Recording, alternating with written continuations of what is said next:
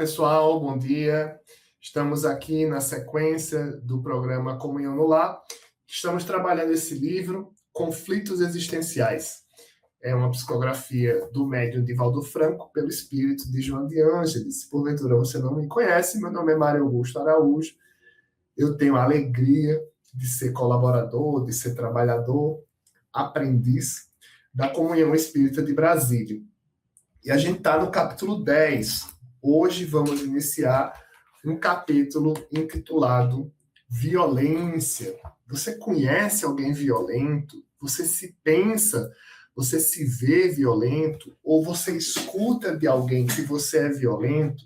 A primeira reflexão que a gente deve fazer é em relação aos nossos rompantes de raiva, nossos momentos de desequilíbrios psíquicos em relação à raiva, que a gente tem uma tendência, sim, de ficar violento. E outra questão é o próprio padrão de comportamento. A elaboração da consciência, a modulação aí dos nossos hábitos e condutas. E o que é que a benfeitora tem a dizer, tem a escrever sobre isso, né? Ela traça o capítulo em 3 camadas: psicogênese da violência, desenvolvimento da violência e, por último, terapia libertadora da violência. O primeiro, quando ela vem falar na psicogênese da violência, ela vem nos ensinar que nós estamos em um processo. A gente está em um processo aí, conforme ela escreve, antropossociológico de evolução. Antropossociológico. É difícil, peraí, deixa eu ler aqui. Antropossociológico.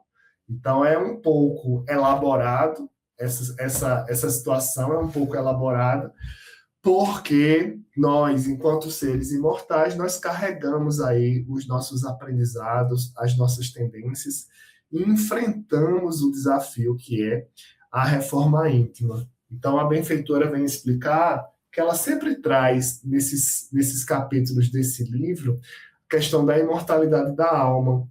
Por isso que é bom que a gente suba o drone.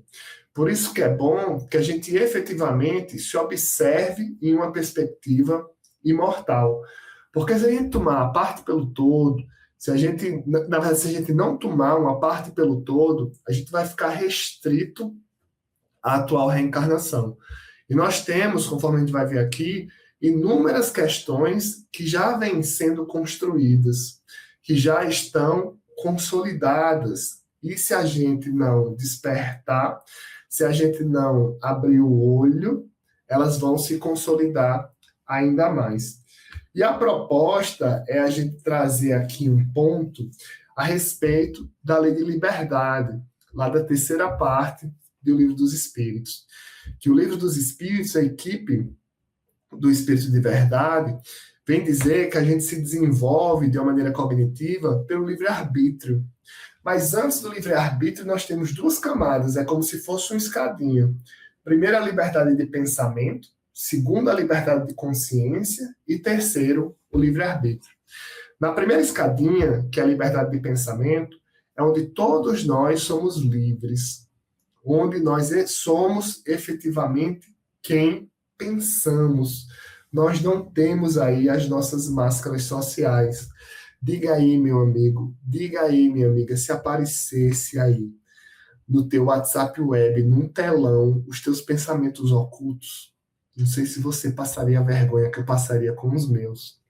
Mas, aos poucos, a gente vai adquirindo, desenvolvendo consciência, que lá na época de Sócrates, inclusive os pré-socráticos, falavam também da questão da psique, que a gente vai melhorando.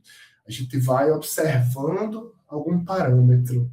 E o parâmetro da doutrina espírita, para nós despertarmos a consciência, é o modelo e guia da humanidade de Jesus Cristo, conforme registrado na questão 625 do Livro dos Espíritos. Então, depois da liberdade do pensamento, vem a liberdade de consciência e o livre-arbítrio, que são as nossas escolhas. Há quem diga, é uma construção do pensamento da psicanálise, que às vezes a gente erra por um ato falho, mas o ato falho de falho não tem nada. O ato falho aí é a nossa consciência represada algo que a gente reprime e que de uma maneira espontânea vai surgir. Então, Jonathan, a gente tem um registro que o comportamento da violência possui também alguns pressupostos, como é o caráter competitivo, a perspectiva defensiva e a agressiva. É mais ou menos assim, quando a gente é violento com alguém. Eu sou bem bonzinho, eu sou calmo, eu sou paciente. Olha, eu frequento a Comunhão Espírita de Brasília, mas assim, você sabe que você não pode mexer no meu calcanhar, porque quando você mexe no meu calcanhar, eu tenho essa tendência violenta, eu tenho essa tendência agressiva em relação aí a um choque fluídico do que você espera de mim. Mas o ponto é que nós, enquanto cristãos, nós, enquanto espíritas, devemos observar isso na gente, essa erva daninha, digamos assim, mas não colocar responsabilidade no outro.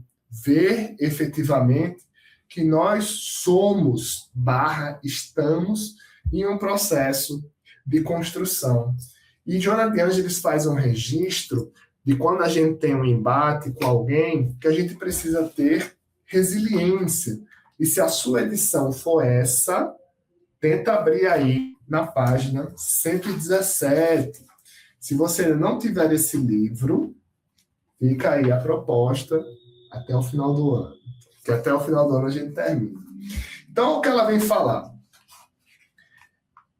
Na pessoa violenta, existe uma baixa resistência às frustrações, às lutas, aos desafios, com tendência de culpar os outros ou de tornar-se radical diante de quaisquer ocorrências ou conceitos que se apoiem.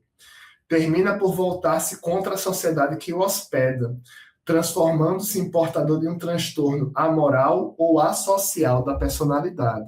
Ela vem trazer aqui um catálogo lá do Manual de Diagnóstico e Estatística de Doenças Mentais, que a pessoa violenta ela pode ter uma perspectiva aí de uma personalidade antissocial.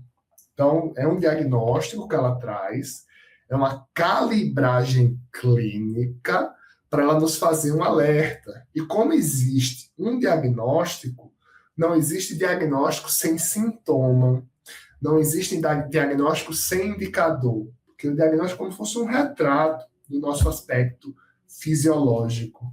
E sobre isso, ela vem dizer do transtorno da personalidade antissocial. O indivíduo em curso nessa definição é incapaz de sentir remorso, como ocorre com os portadores da crueldade. Crueldade foi o capítulo anterior, pesquisa aí, capítulo 9 já está gravado, já está no ar. Igualmente caracterizados pelo transtorno antissocial de personalidade, sendo que são conscientes do que fazem, no entanto, permanecem totalmente irresponsáveis, as pessoas violentas, né? E no finalzinho da primeira parte, ela vem falar, olha só, nunca procura modificar a conduta ou receber assistência que o conduziria ao equilíbrio moral e social.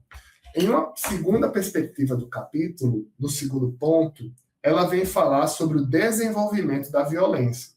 E ela vem dizer que uma pessoa violenta, ela tem um quê de cinismo, na verdade é um C de cinismo. Ela fala sobre egocentrismo e também um pouco sobre desorganização de sentimentos. Pessoa violenta tem um porém, tem um porquê também, porque enquanto criações divinas, se nós somos violentos, é porque existe um desequilíbrio, existe um desajuste, existe algo que nós precisamos corrigir. Porque uma pessoa violenta, ela pauta aí a questão da desorganização dos sentimentos e também é uma pessoa que luta com ou sem armas. Aí vai uma perspectiva de violência física, com a arma branca, assim, não sei, uma faca, mas também a violência verbal, quando a gente fala, assim, alguns despautérios com as pessoas. E Joana de Ângeles traz um registro que é bem legal ler, que quando a pessoa violenta não tem objetificação para o seu comportamento, ela vai descontar em outras situações. Olha só, quando não se pode esforçar naqueles que considera como adversários, maltrata os animais, as plantas, destrói objetos pertencentes aos que tem como desafetos, de forma que produza mal-estar ou entrega-se a verdadeiros comportamentos de vandalismo, que podem levar a lamentáveis ações de terrorismo covarde, qual vem ocorrendo na atualidade. E um registro que eu fiz aqui no fichamento, olha aqui o fichamento.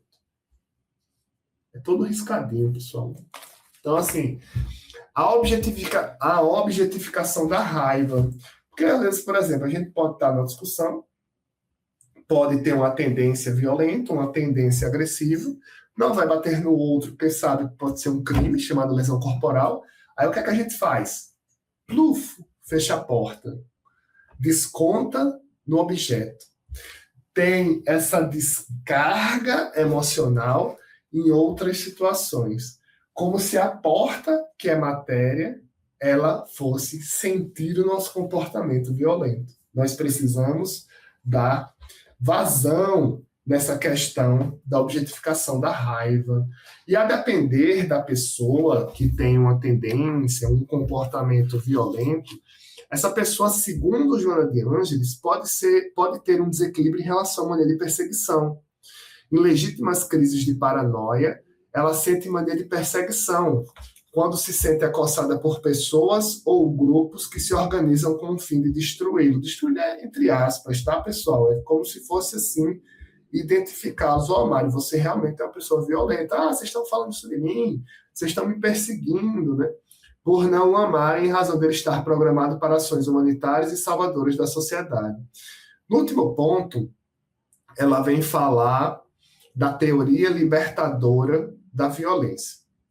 E aí, pessoal, é legal. E aqui eu tenho uma pergunta para a gente. O que nos faz sermos violentos? 5 segundos.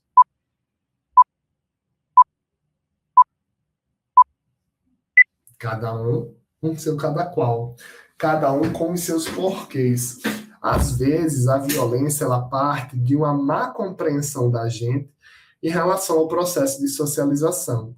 Não por isso, e não à toa, Joana de Ângeles fala que a terapia libertadora da violência, ela começa, sabe aonde? Na família. Olha o que ela vem falar. O paciente necessita de verdadeiro contributo de afetividade na família, a fim de reencontrar a autoconfiança e desenvolver a autoestima profundamente desorganizada. Ela vem falar também na intervenção de psicotrópicos, no sentido de ser medicamentos específicos, mas no finalzinho do capítulo, ela vem falar sobre a prece. No Evangelho segundo o Espiritismo, no finalzinho do livro, tem lá coletânea de preces espíritas. Tem algumas dicas de Allan Kardec para a gente fortalecer o lado espiritual.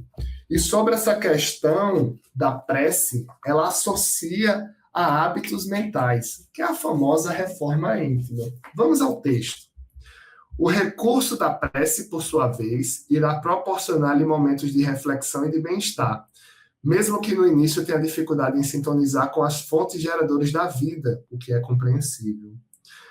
Criado o hábito de orar, este atrairá os benfeitores do mundo maior, que passarão a libertar o paciente das vinculações mórbidas da obsessão, do pensamento, dirigido, consciente, a respeito da violência, inspirando a novos cometimentos, dos quais encontrará prazer, constatando que o seu não é um problema isolado, mas faz parte das lutas nas quais se encontra a humanidade.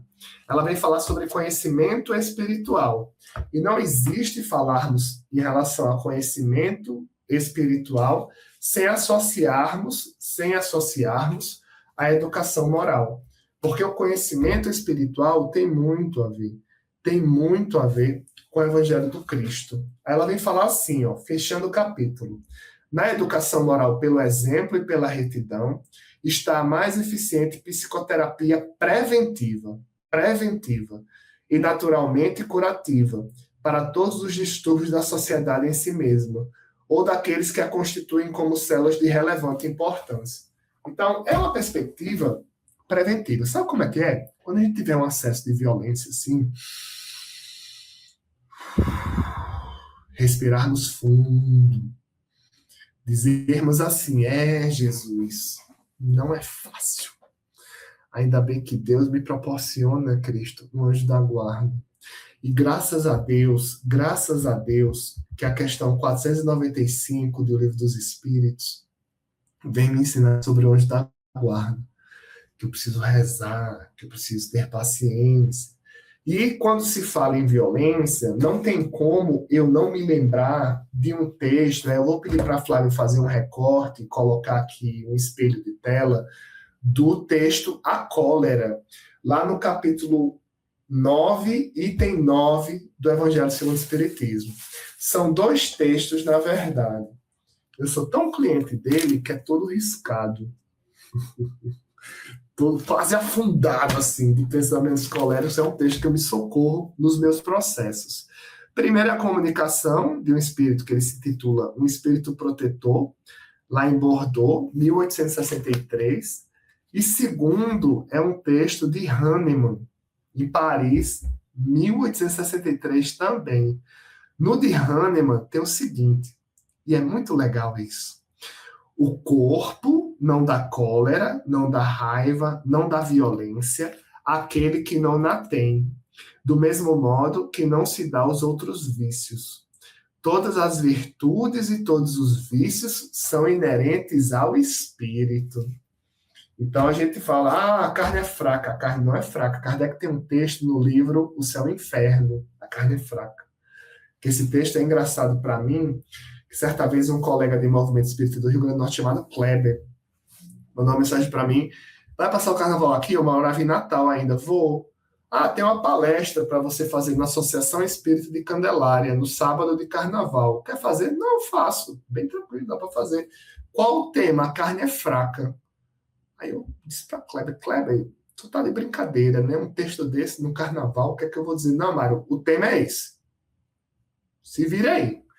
Aí, beleza. Aí desligou. Aí eu respirei fundo. O que é que eu vou fazer? Vou ler Kardec. Aí encontrei esse texto. A carne é fraca. Em Kardec fala o seguinte. A carne é matéria. E quem dá o comando, a carne, é o espírito. Vou fechar os olhos agora. Preste bem atenção. Fechei. Abri. Então, assim, levantei a mão, levantei a outra. Falei num tom de voz baixo. Falei num tom de voz alto. Fiquei assim, fazendo uma prece, me contendo na minha tendência à violência. Ou então, bati na pessoa que eu estava com raiva. Então, a escolha psíquica é do espírito. O corpo é uma mera ferramenta. Ou, conforme Kardec escreve na questão 257 do Livro dos Espíritos, o corpo é um instrumento da dor, instrumento de trabalho do espírito. Por que dor? Porque passar por um mundo de provas e expiações não é fácil. A gente tem os nossos processos, a gente erra, a gente se arrepende, a gente perde uma nova oportunidade. E a reencarnação, conforme registra a questão 171 do Livro dos Espíritos, é uma grande oportunidade para a gente aprender. E por falar em reencarnação, por falar em aprendizado, você se considera uma pessoa violenta? Você já escutou de alguém? Mário, você é violento? No caso, você, não eu, tá? É só um exemplo. Você já escutou de alguém? Você é uma pessoa violenta? Né? As pessoas te observam. Como é que você vê a violência? O que é que você entendeu desse capítulo aqui? Digita aí. Já conhece a Comunhão Espírita de Brasília oficialmente? Um abraço, até a próxima.